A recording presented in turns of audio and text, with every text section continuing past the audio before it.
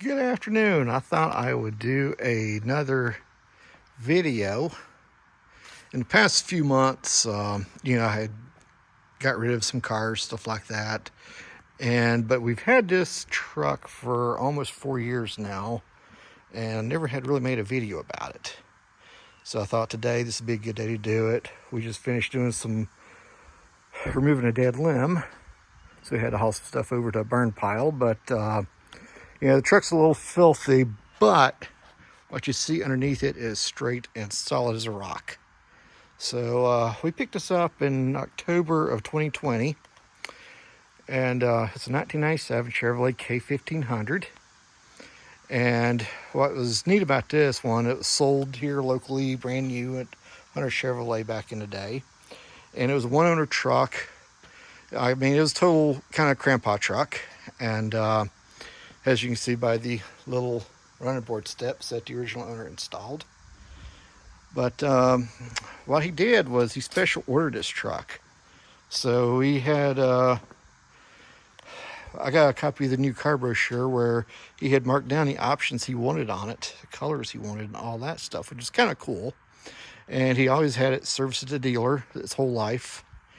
And so what we got here is a K1500 Silverado trim Z-71. So that gives it a little more stuff for off-road, even though these trucks don't really go off-road that much. But what it got you was leather seats, power windows. This one here was outfitted with an optional CD player.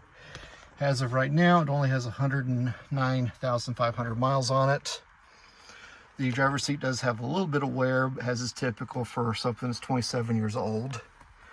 But yeah, this is he had went through this book and just kind of marked down what he wanted. I'd show you the window sticker, but I don't know where it went to.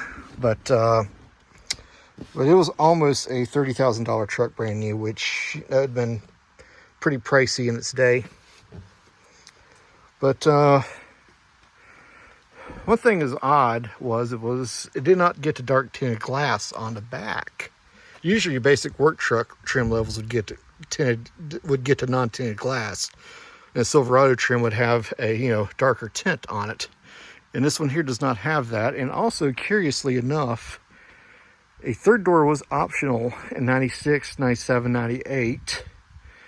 And he did not order it with a third door, which really would have came in handy. To be honest, it would have been kind of nice to have a third door on this thing, because the seat behind the cab is a little tight to get to. We've had somebody around it at one time, but man, it was tight. But what this truck has, it's got the 373 gears in the back, in the front and rear axle. It's got the lock-in rear end, and it's got the towing package.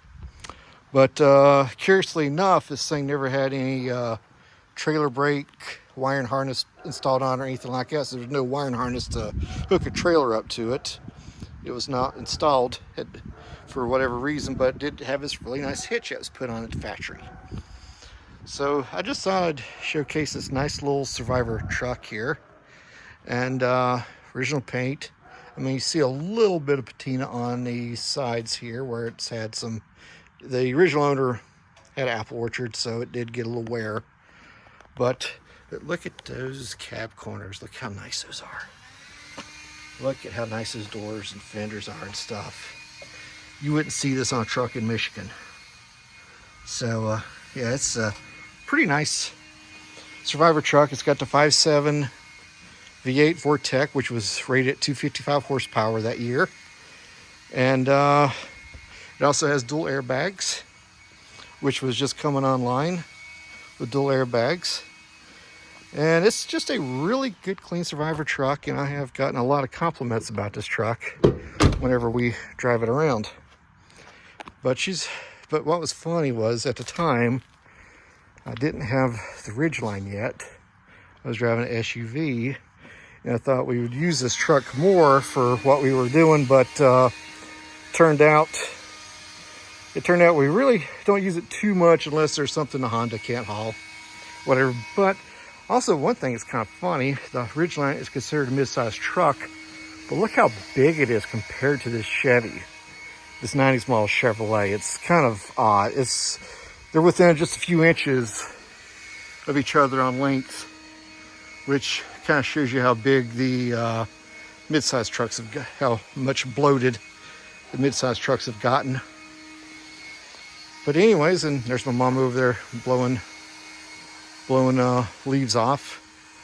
We usually keep this over at in Mom's basement, so it's got a nice leisurely, stays out of the wet, keep it out of the weather and all that stuff. And yes, I do owe this thing a nice. I do need to run this thing through the car wash. She's looking a little dusty right now, but anyways, I thought I'd showcase this truck. It was just kind of cool. It's just a really good survivor truck. I mean, GM sold a bunch of these trucks between 1988 and 98, this GMT 400 platform. And there's still quite a few on the road here in the South. But, as time goes on, they are starting to fade away.